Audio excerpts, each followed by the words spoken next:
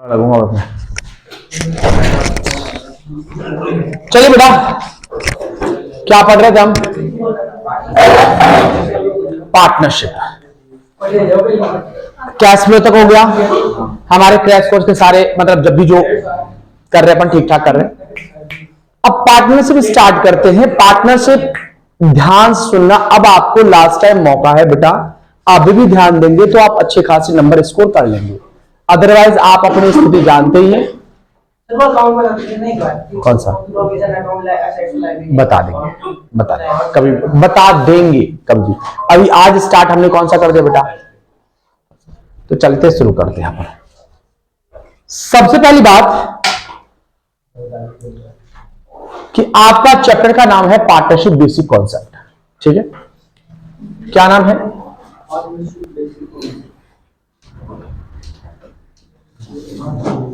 Partnership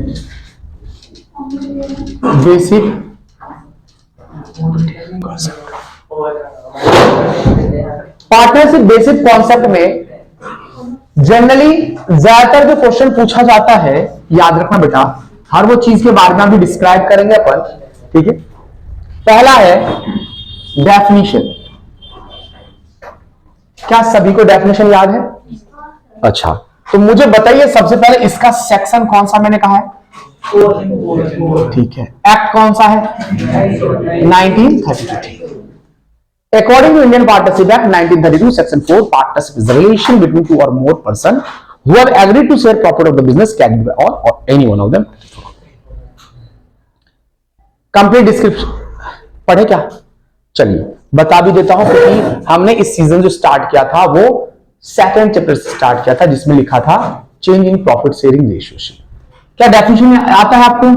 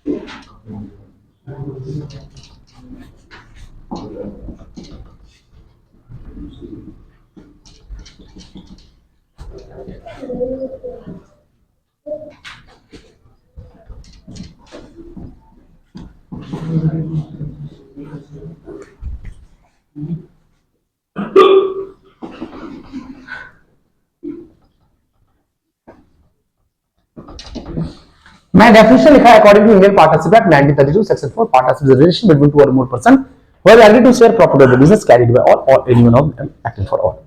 इसका मतलब होता है पार्टनरशिप एक रिश्ता है। भारतीय साझेदारी अधिनियम 1932 की धारा 4 के अनुसार साझेदारी दो या दो से अधिक व्यक्तियों का मध्य एक रिश्ता है, रिलेशन है बेटा, जो व्यवसाय के लाभों को आपस में बांटने के लिए सहमत होते हैं। यह व्यवसाय सबके द्वारा या सबकी सहमति से किसी एक के द्वारा चलाया जाता है। लिखते भी चलना बेटा, ध्यान से सुनो बेटा। यहां पर मैंने एक वर्ड यूज किया है, प्रॉफिट। पार्टनरशिप एक्ट में सिर्फ और सिर्फ प्रॉफिट का जिक्र किया गया है। इसका यह मतलब नहीं होता है कि लॉस नहीं बांटा जाएगा। बिजनेस कर रहे हैं, प्रॉफिट भी होगा लॉस भी होगा। प्रॉफिट होगा तो प्रॉफिट भी बटेगा, लॉस भी होगा तो लॉस भी बटेगा। लेकिन एक्ट में नहीं कहा गया है, तो हम सिर्फ और सिर्फ प्रॉफिट वर्ड का ही यूज करेंगे। क्या लिखा है बेटा? भारतीय साझेदारी अधिनियम 1932 की धारा 4 के अनुसार साझेदारी दो या दो से अधिक लोगों के बीच एक रिश्ता है। दो या दो से अधिक लोगों के बीच रिश्ता है जो व्यवसाय के लाभों को आपस में बांटने के लिए सहमत होते हैं। हमारे बीच रिलेशन कैसा होगा? एक रिलेशन कैसा है बेटा? हम यहां क्या कर रहे हैं बेटा? व्यवसाय। और हम आपके बीच रिलेशन कैसा बना रहे हैं बेटा? लाभ कमाने के लिए। और ये जो चीज है, और ये भी साथ साथ इसमें ये भी कहा गया है कि व्यवसाय सबके द्वारा या सबकी सहमति से किसी एक के द्वारा चलाया जा सकता है। ये कंपलसरी नहीं है कि सभी पार्टनर चलाएंगे, ये भी कंपलसरी नहीं है कोई एक पार्टनर चलाएगा, तो सभी चला सकते हैं। दूसरा इसका क्वेश्चन आता है बेटा फीचर। मैं इसको डिस्क्राइब ज्यादा नहीं करूंगा बेटा, ज्यादा लिखूंगा नहीं, लेकिन देख लो बेटा।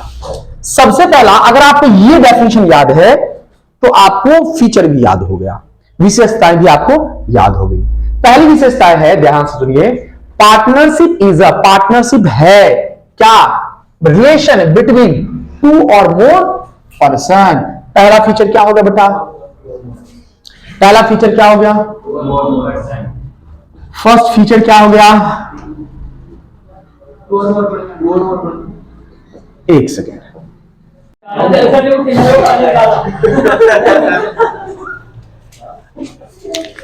चलिए इधर थोड़ी देर के लिए 2 मिनट के लिए मैं इसको एक्सप्लेन कर देता हूं, क्योंकि मैं जब वीडियो बना रहा था, ध्यान हो तो आप लोग को, ये पूरा क्या हो गया था बेटा, म्यूट हो गया था, तो इन लोगों को तो हुआ वो नहीं हुआ, तो हम थोड़ा सा इसी को क्या करते हैं, एक्सप्लेन कर देते हैं। भाई जब भी हम कुछ मेहनत करने की कोशिश करते हैं, हमारी किस्मत ही मेहनत नहीं करने देती। तो कल कितने अच्छे से समझाया था, ये पूरा है ना। चलिए आइए, हमने आपको बाकी का बता रखा है, इसमें ध्यान सुनिए। सबसे पहला इंपॉर्टेंट जो होता है, मैंने आपको फीचर्स भी बता रखा था, फीचर बता दिए इंपॉर्टेंट जो है, टू और मोर पर्सन। उसके बाद क्या, अनलिमिटेड लायबिलिटी, एग्रीमेंट होना चाहिए। एग्रीमेंट कैसा होना चाहिए बेटा, रिटर्न ओरल दोनों होता है। एग्रीमेंट कंपलसरी होना चाहिए, लेकिन रिटर्न एग्रीमेंट कंपलसरी होना अनिवार्य नहीं है। सारी चीजें हमने आपको एक्सप्लेन कर रखा है। अब है डीड्स। डीड्स में क्या क्या चीजें होती है, सारी की सारी कंटेंट्स लिखी होती है। डीड्स क्या कंपलसरी है, तो डीड्स भी कंपलसरी नहीं है। क्यों, जब रिटर्न एग्रीमेंट ही कंपलसरी नहीं है तो उसी को तो डीड्स कहते हैं, वो भी कंपलसरी नहीं है, बट एडवाइजेबल है, सलाह दे सकते हो आप। अब क्वेश्चन आता है कि उसमें लिखते क्या क्या, सारी की सारी टर्म्स एंड कंडीशन लिखी जाती है, जो उसे उस टाइम याद रहता है या आपस में उचित लगता है। ठीक है। दूसरा, अगर डीड्स हमने नहीं बनाया तो क्या रूल होता है बेटा, रूल होता है, दो ही याद रखना इंपॉर्टेंट। सबसे पहला 6% पर एनम के हिसाब से क्या देना पड़ता है बेटा उसे, interest on loan. 6% per annum के हिसाब से क्या देना पड़ता है बेटा, as simple interest, interest on loan. आ रही बात समझ में? या फिर हम कह सकते 0.5% पर मंथ के हिसाब से इंटरेस्ट। याद रखना दोनों ही कंडीशन में केस कैसा होना चाहिए बेटा, सिंपल इंटरेस्ट। कैसा होना चाहिए, सिंपल इंटरेस्ट। या अर्थात क्वेश्चन में लिखा होगा 6% per annum simple interest, 6% per annum compound interest, तो आंसर क्या टिक लगोगे, 6% per annum simple interest. 0.5% per month simple interest, 0.5% compound interest, 6% compound interest, answer क्या लगोगे, 0.5% सिंपल इंटरेस्ट। अब बोलोगे सर दोनों आ गया तो ऑप्शन तीसरा बोथ भी हो सकता है। अगर बोथ नहीं है तो बेटा इसका मतलब ऑप्शन कोई एक ही सही है, गौर से देखना। उसके बाद प्रॉफिट जो बचता है वो उसको इक्वली डिस्ट्रीब्यूट कर लेते हैं, बचा हुआ प्रॉफिट सारा डिस्ट्रीब्यूट कर लेते हैं। इसके बाद nothing to be charge, nothing to be allowed, ना ही कुछ दिया जाता है ना ही कुछ लिया जाता है। मोस्ट इंपॉर्टेंट, अगर नथिंग टू बी चार्ज का मतलब होता है कि इंटरेस्ट ऑन ड्राइंग नहीं दिया जाता है, अगर डीड्स में नहीं लिखा है तो, और बाकी सैलरी नहीं दिया जाता है, कमीशन नहीं दिया जाता है, इंटरेस्ट ऑन कैपिटल नहीं दिया जाता, बोनस नहीं दिया जाता, कुछ भी नहीं दिया जाता पार्टनर को, और इंटरेस्ट ऑन ड्राइंग लिया नहीं जाता है। मैंने ये ऐसे इसलिए लिखा कि अगर छोटे क्वेश्चन आएंगे तो ऐसे लिख देना, 2 पॉइंट लिख देना, थोड़ा सा बड़ा आएगा तो ये 2 लिख देना, उससे भी ज्यादा बड़ा आएगा तो इन दोनों को हटा के ये चारों का अलग अलग करके लिख देना काफी। सारी बात सुनिए। इससे रिलेटेड क्वेश्चन आता है कि डीड्स नहीं है, बताओ इंटरेस्ट ऑन कैपिटल कितना देंगे, सबका आंसर कितना दे, तो कितना परसेंट, कितना परसेंट है, 0. देखा, अरे नॉट अलाउड, देंगे, समझ, अरे जानते हैं ना 0.56% सुना है मैंने, इसलिए मैंने कहा कितना परसेंट, बच्चों ने कहा जी 0% भी नहीं, 0% का मतलब हो गया परसेंट है, देना है, लिखना है, कैलकुलेशन करना है। आ रही बात समझ में, नॉट अलाउड। आ रही बात समझ, 0% भी ऑप्शन में हो सकता है, अगर उसको टिक लगा के तो आंसर गलत हो जाएगा। आ रही बात समझ। नेक्स्ट, फिर उसके बाद है बेटा हमने आपको लिखा रखा है कि इंटरेस्ट ऑन कैपिटल फॉर्म का मेथड हमने बताया था। इंटरेस्ट ऑन कैपिटल कैलकुलेट करने के 2 मेथड होते हैं, सिंपल मेथड और प्रोडक्ट मेथड। सिंपल मेथड का इस्तेमाल कब करना है, जब ज्यादा बार चेंज कैपिटल ना हो रहा हो तब लगाना है। अगर बार बार चेंज हो रहा है तो आपको कौन सा मेथड लगाना है बेटा, आपको प्रोडक्ट मेथड लगाना है। लेकिन अगर दोनों ही मेथड इस्तेमाल करते हो तो दोनों मेथड से आंसर क्या आता है बेटा, सेम आता है, घबराने की जरूरत नहीं है। इंटरेस्ट ऑन कैपिटल का सिंपल मेथड में फॉर्मूला होता है बेटा, total capital multiply rate upon 100 into month या डेज, मंथ या डेज अपॉन 12 या 365। याद रखें, ये कैपिटल जो होना चाहिए कौन सा होना चाहिए बेटा, ओपनिंग कैपिटल होना चाहिए। कौन सा कैपिटल होना चाहिए, ओपनिंग कैपिटल। ओपनिंग कैपिटल लाने के लिए क्या क्या करते हैं, तो याद रखना बेटा, अगर क्लोजिंग कैपिटल दे रखा होता है तो हम ओपनिंग कैपिटल निकालते हैं। जनरली ये पास्ट एडजस्टमेंट में काम आता है। कौन से में काम आता है बेटा, पास्ट एडजस्टमेंट में काम आता है। क्या आपको क्लोजिंग कैपिटल दे रखा होता है, ओपनिंग कैपिटल निकालना होता है, तो कैसे निकालते, क्लोजिंग कैपिटल उसमें हर वो चीज जिसकी वजह से कैपिटल क्या हो जाती है बेटा, कम हो जाती है, जोड़ देते हैं, और हर वो चीज जिसकी वजह से कैपिटल बढ़ जाती है उसे क्या कर देते हैं बेटा, माइनस कर देते हैं। अब मुझे बताओ इंटरेस्ट ड्राइंग से कैपिटल बढ़ेगा या घटेगा? घटेगा, ऐड कर देंगे। एडिशनल कैपिटल से कैपिटल बढ़ेगा या घटेगा? बढ़ेगा, हम माइनस कर देंगे। नेट प्रॉफिट से कैपिटल बढ़ेगा या घटेगा? हम माइनस कर देंगे। और नेट लॉस से कैपिटल बढ़ेगा या घटेगा? हम प्लस कर देंगे। आरी बात है। तब जो आंसर आएगा वो आपका क्या आएगा बेटा, ओपनिंग कैपिटल आ जाएगा, उसको यहां पर पुट करेंगे। याद रखना, अगर ड्राइंग और एडिशनल कैपिटल के साथ डेट दे रखा होगा, जैसे डेट दे दिया कि 1 अक्टूबर को इसने इतना पैसा ड्राइंग कर लिया, विड्रॉ कर लिया, तो बेटा याद रखना आपको 5वां क्वेश्चन कर लेना एग्जाम्पल, उस हिसाब से करते हैं। तारीख बता रखा था बेटा मैंने, 1 अप्रैल को मान के चलो कि 1 अप्रैल को हमारा कैपिटल कितना था, 5 लाख। डेट दे दिया, ये सॉरी ओपनिंग कैपिटल तो दे ही नहीं रखा, क्लोजिंग कैपिटल दे दिया 31 मार्च का 5 लाख, लेकिन साथ साथ में डेट ये भी दे दिया कि भाई 5,000 का सॉरी 1 लाख रुपए ज्वाइन करा था 1 अक्टूबर को। तो आपको कब आ गया बेटा, ओपनिंग कैपिटल कितना आ गया था, ये क्लोजिंग था 5 लाख, प्लस माइनस करने के बाद आपके पास कितना आया था, 8 लाख। इस पर लगाएंगे, कब तक निकालेंगे, कब निकाला था, ड्राइंग कब करा था, 1 अक्टूबर को। तो 1 अप्रैल का डेट कितना अमाउंट कितना आ गया बेटा, 8 लाख। तो हम और फिर 1 अक्टूबर को कितना निकाल लिया बेटा, विड्रॉ कर लिया 1 लाख, तो हमारा कैपिटल कितना बच गया बेटा, 7 लाख। इस हिसाब से अपन सॉल्व करेंगे, इस पर कैलकुलेट करेंगे, यहां से यहां तक जितना भी परसेंट गिवन होगा, फिर यहां से यहां कैलकुलेट करेंगे बेटा 31 मार्च तक, डेट अगर गिवन होगा। अगर इसमें डेट गिवन नहीं है तो ओपनिंग कैपिटल निकालेंगे, सीधा सीधा इसको यहां पर पुट करेंगे, आंसर निकाल के खत्म। आ रही बात समझ में? फिर नेक्स्ट आता है बेटा कौन सा, प्रोडक्ट मेथड आता है। प्रोडक्ट मेथड में आईओसी इज इक्वल टू क्या होता है बेटा, total product multiply rate upon 100 into 1/12। Clear?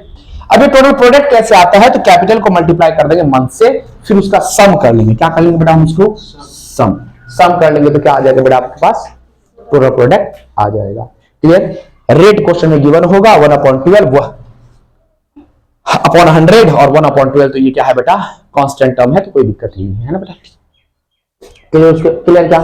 फिर उसके बाद हमने पढ़ाया आपको आईओडी पढ़ाया। आईओडी में हमने क्या पढ़ाया था बेटा आपको, when amount and period are not fixed और when amount and period are fixed. जब अमाउंट और पीरियड क्या होता है फिक्स नहीं होता है तब क्या करते हैं, और जब फिक्स होता है तो क्या करते हैं। जब फिक्स नहीं होता है, जैसे कि मैंने एग्जांपल के तौर पर लिया था कि मोहित आज पार्टी के लिए मांग रहा है पैसे, फिर कल मांग रहा है, फिर परसों मांग रहा है, मतलब ऐसे करके डेट फिक्स नहीं है। 2 महीने फिर बाद मांग रहा है, फिर 1 महीने पहले मांग रहा है, फिर 3 महीने बाद मांग रहा है, 15 तारीख को मांग रहा है, कभी 18 तारीख को मांग रहा है, ये चीजें हैं। तो ना ही डेट फिक्स है ना ही अमाउंट फिक्स्ड है, तो हम कौन सा मेथड लगाएंगे, प्रोडक्ट मेथड लगाएंगे। फॉर्मूला सेम टू सेम ऐसा ही देख लीजिए बेटा, कोई चेंज नहीं है।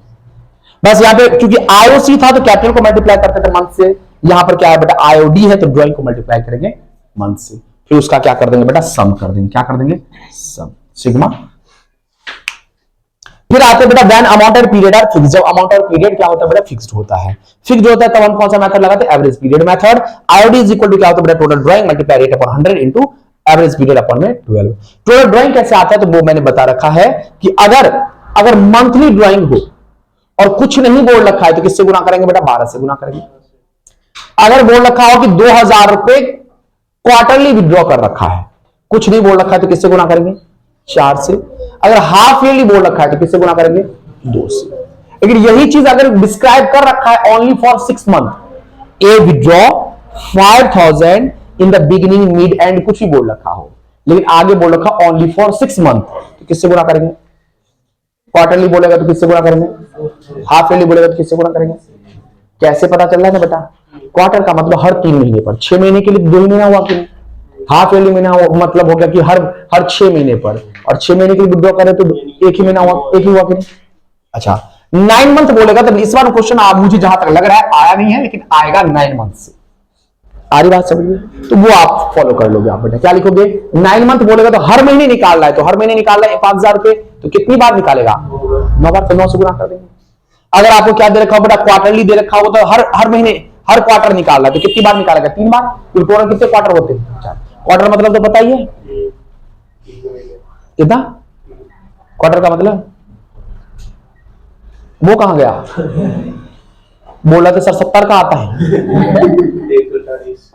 140 बताओ, वो अद्धा हो गया शायद है ना, हाफ, सॉरी हाफ हो गया वो, क्वार्टर। चलिए कोई बात नहीं, आज फिर नहीं आया वो, छोड़िए। वैसे बेटा वैसे गुना कर लेंगे अपन, कर लेंगे बेटा। डेढ़ कैसे है वो ध्यान सुनो बेटा। अगर बोल रखा हाफ ईयरली और 9 महीने के लिए निकाल रहे हो तो टोटल कितना महीना हो जाएगा बेटा? 1.5 महीना। डेढ़ वाली तो होगा एक पूरा सेशन और एक 3 महीना, तो 1.5 हो गया बेटा। ठीक है, नेक्स्ट। अब आप बात करते हैं, हम बात करते हैं किसकी बात करते हैं बेटा कि एवरेज पीरियड। रेट क्वेश्चन में गिवन होगा, एवरेज पीरियड कैसे लगाएंगे? एवरेज पीरियड कैसे आएगा? तो सबसे पहले आएगा बेटा मंथली। अगर मंथली बोल रखा हो, क्वार्टरली बोल रखा हो, तो हाफ ईयरली बोल रखा हो। मंथली अगर बोलता है इसका मतलब होता है कि 2 ड्राइंग के बीच कितने टाइम पीरियड का गैप होगा? तो 1 महीने का। कितने महीने का बेटा?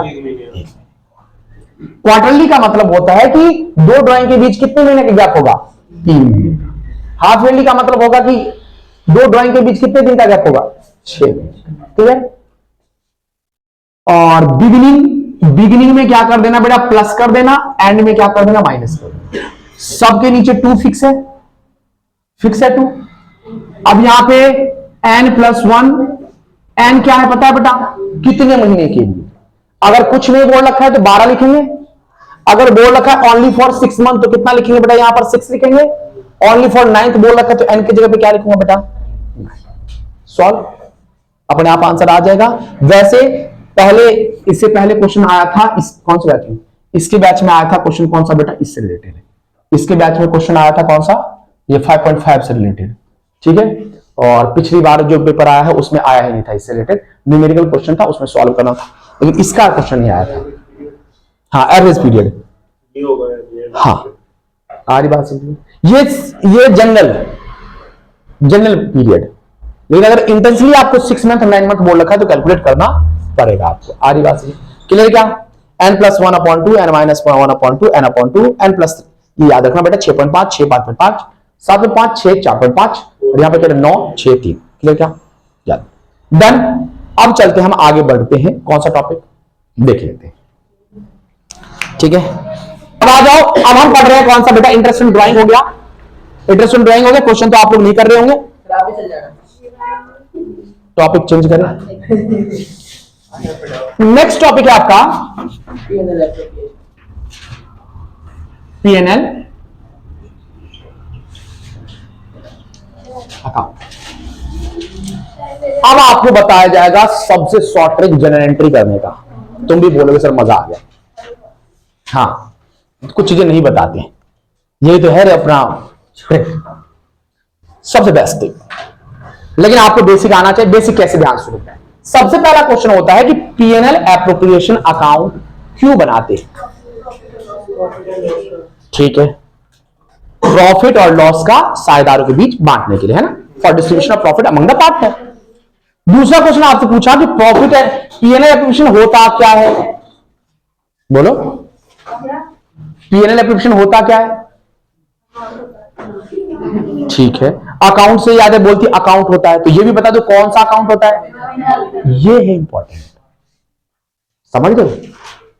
दूसरी बात, अगर आपसे दोनों ही क्वेश्चन पूछे तो अगर आपको क्या लिखना है? ये एक ऐसा खाता होता है जिसमें साझेदारों के मध्य लाभों का बंटवारा होता है। ये एक प्रकार से क्या होता है? नॉमिनल अकाउंट होता है। अब नॉमिनल अकाउंट कैसे पहचानेंगे? जिस भी अकाउंट में हमने प्रॉफिट और लॉस कैलकुलेट किया है और साझेदारों को बांटा है, वो सारे अकाउंट कौन से हैं? क्लियर, याद रहेगा क्या? ज्यादातर मैंने जो इस चैप्टर में क्वेश्चन पढ़ा है, इस टाइप के क्वेश्चन जो आते हैं उसका आंसर है नॉमिनल। ये कौन सा अकाउंट होता है? तो नॉमिनल अकाउंट होता है। उसमें एप्लीकेशन के लिए, प्रीमियम के लिए जो कुछ भी पूछा जाए तो पर्सनल अकाउंट। कौन सा अकाउंट? Personal account. पहला क्वेश्चन क्लियर? अच्छा, आज हम क्या करते हैं बेटा? पहले आपको हम अकाउंट बताते थे, याद है? आज हम पढ़ेंगे आप लोगों को, इस पे ध्यान रखना है, रोज रोज बंद हो जाता है नाले। आज हम सबसे पहले आपसे जनरल एंट्री करवाएंगे, है कि नहीं? और जनरल एंट्री का आसान तरीका, सबसे पहला बात ध्यान रखना, प्रॉफिट का बैलेंस कैसा होता है? क्रेडिट। वेरी गुड, सही बोला। आसान तरीका, लॉस का बैलेंस कैसा होता है? हो गया, सॉल्व, सारी एंट्री सॉल्व। इसको भेजो रे, इसका ध्यान भंडार पे है और बार बार जेब चेक कर रहा है कोई पन्नी ना निकाल ले।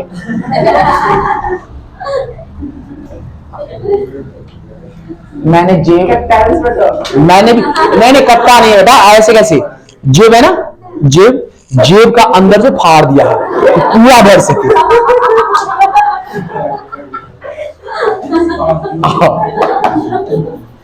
चलिए हो गया, आगे बैक टू माय पॉइंट। इधर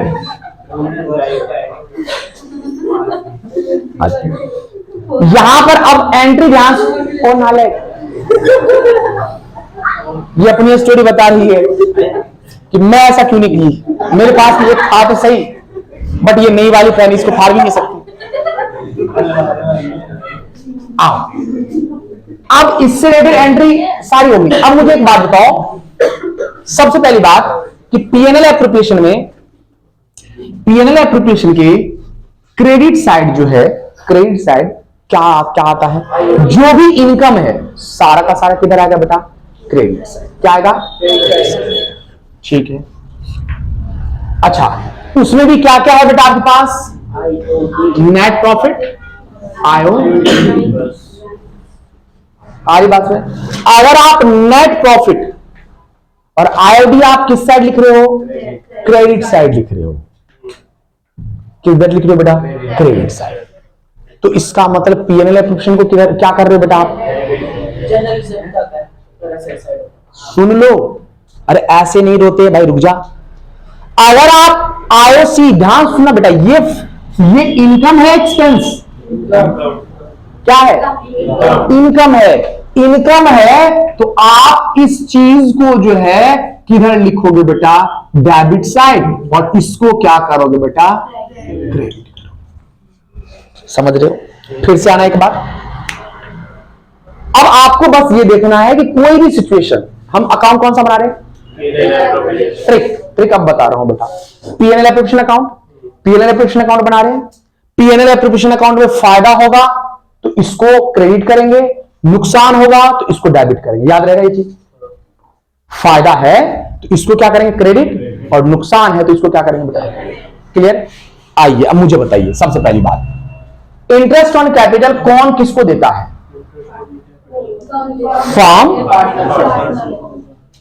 फर्म पार्टनर को देता है। तो फर्म के लिए इनकम है एक्सपेंस, एक्सपेंस का मतलब मान लेता लॉस, लॉस को क्या करेंगे, किस नाम से,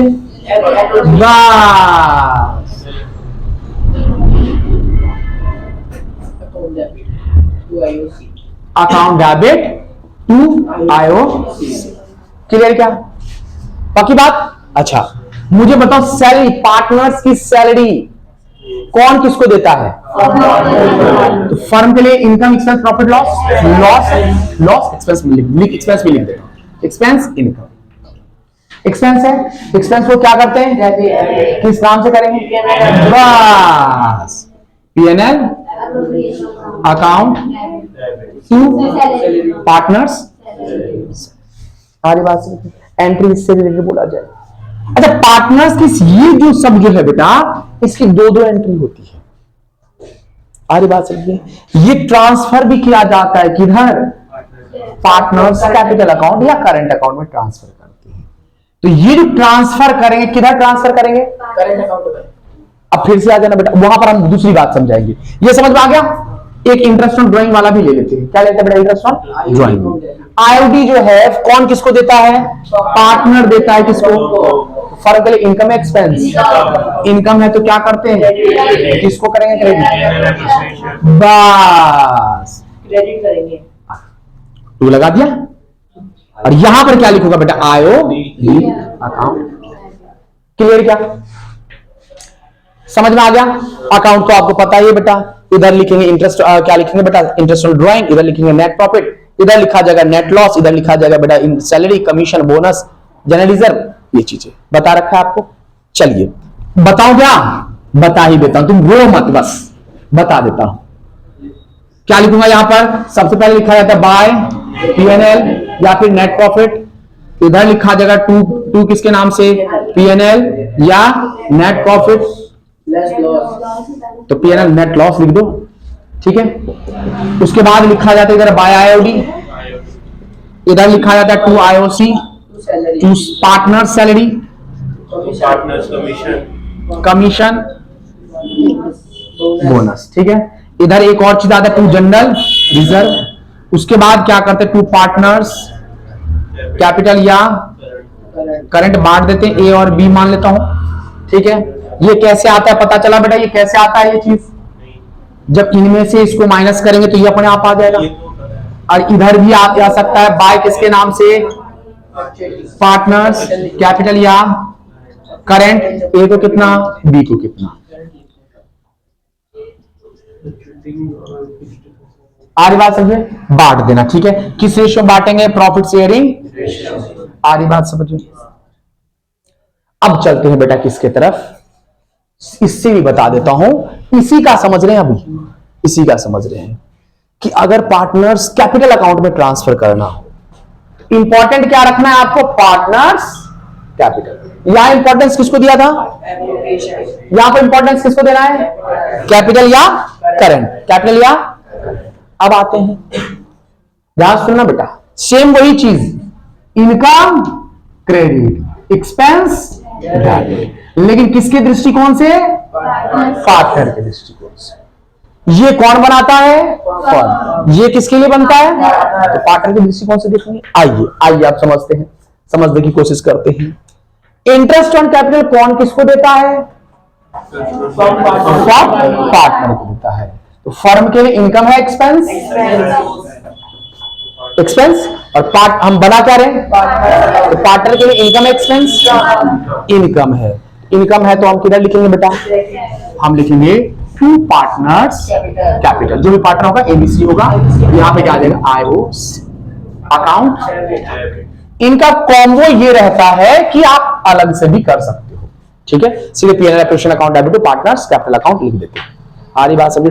ये कट गया, आगे नेक्स्ट, आईओडी कौन किसको देता है, पार्टनर फर्म को देता है। तो पार्टनर के दृष्टिकोण से पार्टनर के लिए वो क्या है, खर्चा, खर्चे को क्या करते हैं, किस नाम से, आ रही बात समझे। तो क्या लिखूंगा बेटा, partners capital account debit to IO D. आया क्या, पक्की बात। और इसके लिए भी बना देता हूं कि ये पार्टनर्स कैपिटल अकाउंट कैसे बनता, दो ही पार्टनर लेते हैं।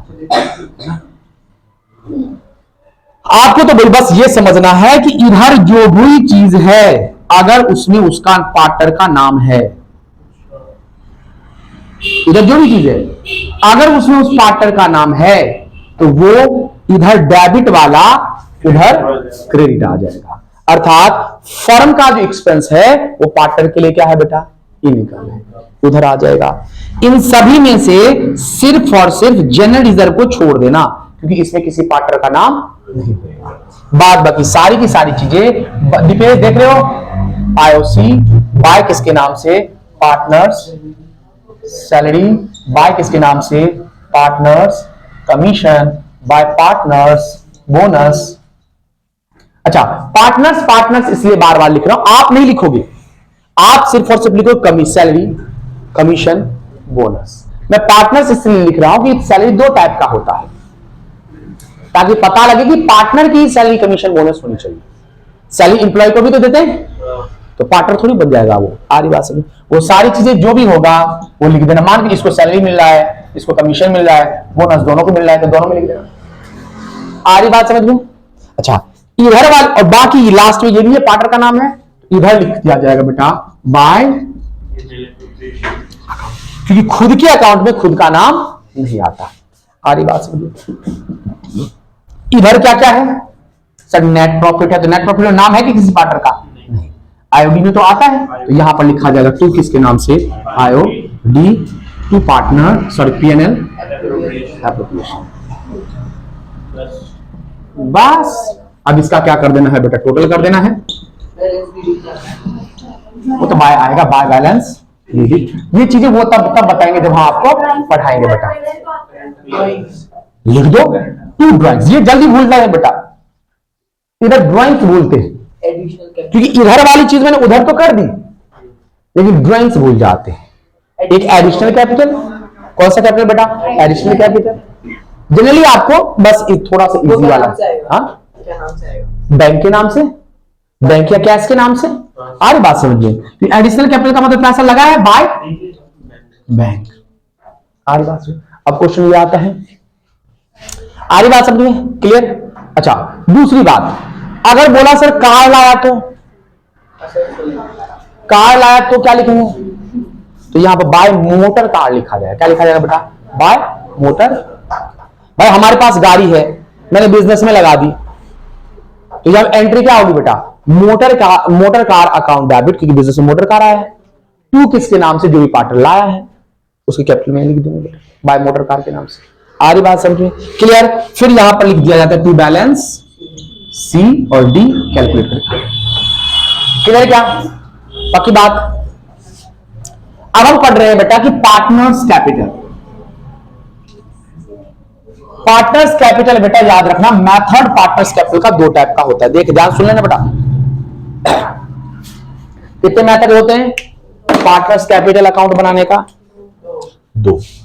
कौन कौन से? फिक्स्ड,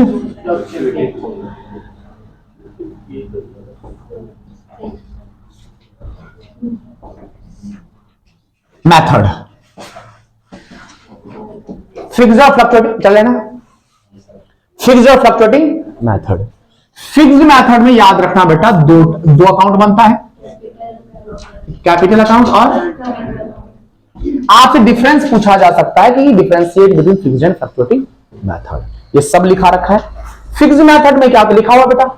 फिक्स्ड मेथड में क्या होता है? कैपिटल, ओरिजिनल कैपिटल जो होता है वो हमेशा क्या होता है बेटा? फिक्स्ड होता है। कब तक? जब तक उसे एडिशनल कैपिटल ना आया हो या फिर परमानेंटली विड्रॉल ना हुआ हो। फिक्स्ड में अन्य ट्रांजैक्शन नहीं लिखा, जैसे कि आपके पापा जी ने फिक्स्ड अकाउंट बना रखा है, तो पतासे खाने के लिए उसमें से फोन पे करेंगे क्या? वो सिंपल सी बात है, तो वो नहीं करते। पतासे खाने के लिए क्या करेंगे? वो करंट अकाउंट खोलेंगे, वहां से ट्रांजैक्शन करेंगे। तो जिसने भी फिक्स्ड अकाउंट बना रखा है तो समझो कि उसके पास दो अकाउंट होगा, क्योंकि दिनचर्या के कार्यों के लिए करंट अकाउंट बनाना पड़ेगा। लेकिन किसी ने अगर करंट अकाउंट बना रखा है तो जरूरी नहीं कि उसके पास कैपिटल हो, फिक्स्ड हो। क्यों?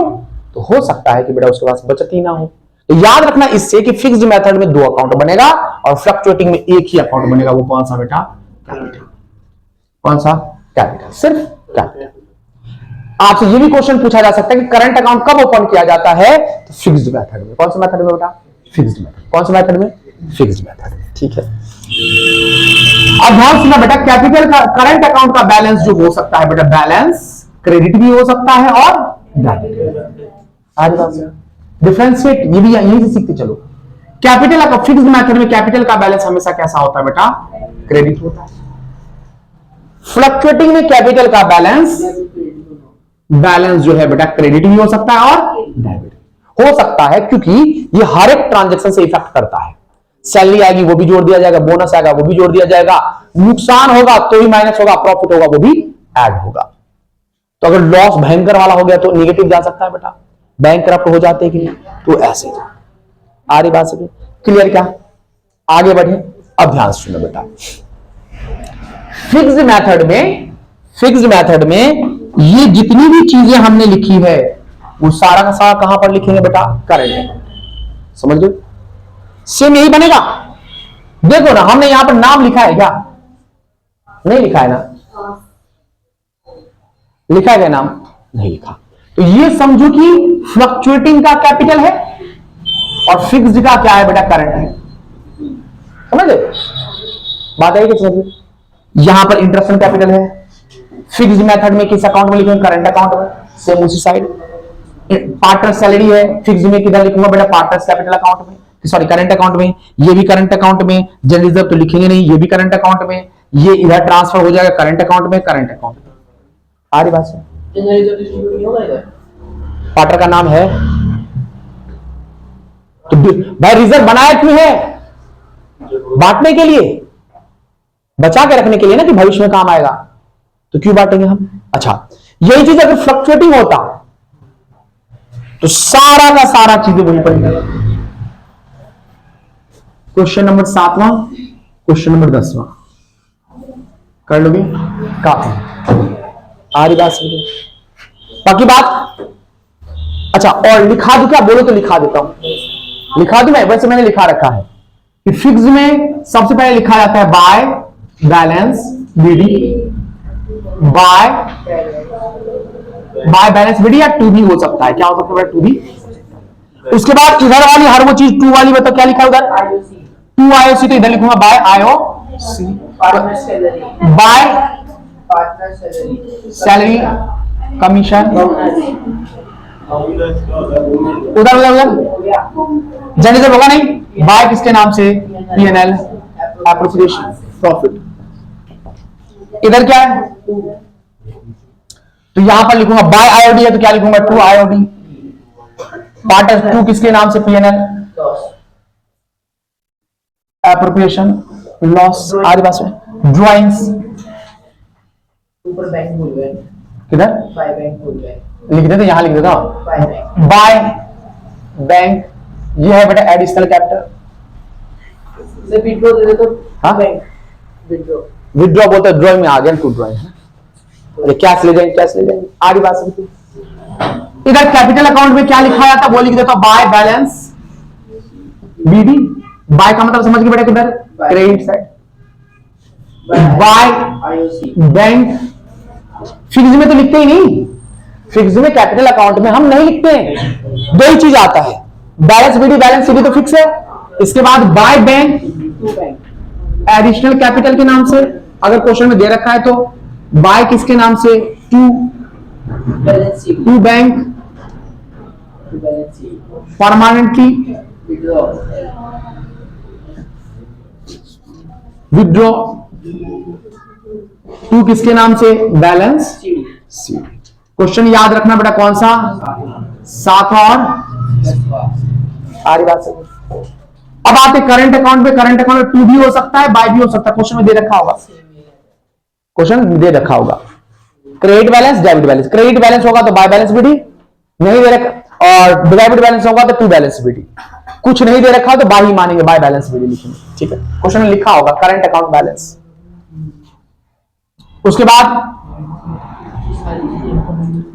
बाद यहां से हर वो चीज यहां पर लिखा जाएगा। इधर एक छूट गया, बाय बैलेंस, हर वो चीज यहां पर। आगे बात समझो, सेम टू सेम। लिखना चाहो तो लिख लो जल्दी से। आज कुछ मत कीजिए, ये सब नहीं चलता। पढ़ लो नाले, बोल ले, चल लिख लो। मैं गारंटी दे रहा हूं खत्म नहीं होगा वहां का भंडारा। तुम जाओगे तुम्हें मिल जाएगा, दोना पत्थर वगैरह मिल जाएगा।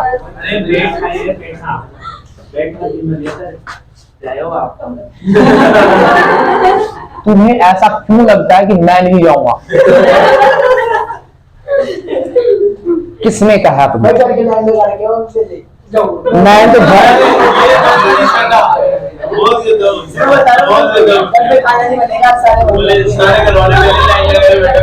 आइडिया बढ़िया दिया है, आइडिया बढ़िया दिया है।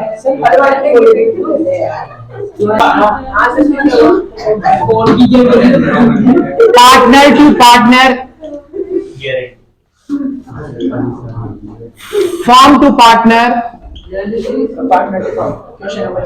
Partner to firm. अब ध्यान सुनना बेटा, इसका मतलब होता है पार्टनर ने पार्टनर को गारंटी दिया है, फर्म ने पार्टनर को गारंटी दिया है, तीसरा पार्टनर ने फर्म को गारंटी दिया है। तीन ही टाइप के आते हैं। पार्टनर टू पार्टनर का मतलब होता है कि आपको पता है कि पार्टनर ने दिया है, इसमें name of partner who give guarantee are given, यानी कि उस पार्टनर का नाम दिया गया होता है जिसने गारंटी दी है। अच्छा, इसमें नॉट गिवन, क्या नॉट गिवन? एग्जाम में मतलब नॉट लिखते नहीं आना। उन लोगों को मैंने लिखाया था एक बार एग्जाम में, लिखाया था डिफरेंस, कन्वर्टेबल नॉन कन्वर्टेबल। मैं लिखा those debenture which are convertible into equity share या share after fix period of time, convertible debenture. और इसने और यहां पर क्या लिख दिया ऐसे, नॉट कन्वर्टेबल इनटू, एग्जाम में लिखा था नॉट। मैं शॉक्ड हूं कि अगर मैं इससे नॉन कन्वर्टेबल पूछता, सिर्फ नॉन कन्वर्टेबल पूछता तो नॉट लिख के आता। बात सही कि नहीं? चलो कोई बात नहीं, लेकिन पता तो चल गया, यही इसलिए तो पेपर होता है, पता तो चले, नहीं तो इसको सच में लिख के आता एग्जाम। दे सकता हूं, गलत है, आपने भी ऐसे लिखा है, गलत है, नॉट गिवन ये हो गया आपके पास। अब बात करते, ध्यान सुनिए बेटा कि हम पहचानेंगे कैसे बेटा। पहचान तो वैसे भी पता चल जाता है, नाम दिया गया तो पहचान गया। इसमें जो होता है कोई डेफिशिएंसी अगर होती है, डेफिशिएंसी का मतलब होता है अंतर। डेफिशिएंसी जो होता है बॉन्ड बाय पार्टनर, वही पार्टनर जिसका नाम पार्टनर whose ऐसे लिखो, हु गिव गारंटी या फिर हु गिव गारंटी। आ रही बात समझे? क्लियर? जिसने गारंटी दी है उसी से वही बियर करेगा। किस रेशियो में बियर करेगा? तो बेटा ध्यान से सुन लेना, किस रेशियो में, अगर रेशियो गिवन होगा बियर करने का तो गिवन रेशियो, नहीं तो बेटा ओल्ड रेशियो। एक क्वेश्चन है आपके पास जिसमें नवासद क्वेश्चन है, उसमें पार्टनर का नाम तो है कि इन दोनों ने दी है, लेकिन गारंटी का किस में बियर करेंगे वो नहीं दे रखा है, ओल्ड। हाँ ओल्ड पहले जो दे रखा है बेटा उस रेशियो में। आगे बात करें, इसमें दो रेशियो देगा, एक तो किस रेशियो में बियर करेगा उस रेशियो में, और एक बेटा क्या करेगा बेटा आपको मतलब नहीं दे रखा है तो ओल्ड रेशियो में। अगर एक ही पार्टनर बियर कर रहा है तो सिर्फ और उसी में से माइनस करना है, रेशियो मत निकालना है। दूसरा, अगर पार्टनर का नाम नहीं दिया गया है तो डेफिशिएंसी कौन बॉन्ड करेगा? Deficiency bond by remaining partner. Remaining तीन पार्टनर है, तीन पार्टनर में से अगर मान लीजिए इसको गारंटी दिया है तो अगर 5,000 की गारंटी दिया मिल रहा है था 4,000 ही, तो कमी कितने की है? 1,000 की। 1,000 कौन वहन करेगा? हम दोनों। कौन दोनों बेटा? हम दोनों, रिमेनिंग पार्टनर। आ रही बात है? किस रेशियो में? क्योंकि नाम दे ही नहीं रखा है तो देयर ओल्ड रेशियो। ना गिवन तो होगा ही। गिवन कब होता है? जब नाम दे रखा हो। नाम ही नहीं दे रखा तो रेशियो कहां से देगा? आ रही बात समझिए? देयर रेशियो का मतलब हो गया जैसे कि अगर 3:2:1 है, इसको गारंटी दिया गया है तो इनका रेशियो क्या हो जाएगा? 3:1 में बियर करेगा। आ रही बात समझ? तीसरा, अगर मान के चलो क्या है बेटा, पार्टनर टू फर्म है, पार्टनर ने फर्म को दे रखा है, तो इस बात का ध्यान रखना, एक ही चीज याद रखना है कि इसने जितने की गारंटी दी है, और जैसे कि इसने 25,000 का गारंटी दिया है, 16,000 ही बियर कर पा रहा है, 16,000 ही इसने कमा के दिया है, तो बच कितना गया? 9,000। 9,000 जो है, मुझे एक बात बताओ, गारंटी इसको दिया है तो कम होता है तो लेगा कि नहीं? ये किससे लेगा? बचे हुए से, या फिर जैसा क्वेश्चन में होगा वैसे? इसने पार्टनर ने किसको गारंटी दी है? फर्म को। तो फर्म को अगर कम मिलता है तो लेगा कि नहीं? वापस लेगा कि नहीं? तो फर्म के लिए इनकम हो गया, एक्सपेंस इनकम हो गया, तो हम लिखेंगे बाय पार्टनर कैपिटल। पार्टनर्स नहीं, पार्टनर कैपिटल, यानी एक ही पार्टनर होगा। अपॉस्ट्रोफी एस भी आ रही बात समझे? कितना रेशियो? तो याद रखना बेटा, कितना रेशियो? जो भी कम होगा बेटा, कितना अमाउंट? जितना अमाउंट डेफिशिएंट।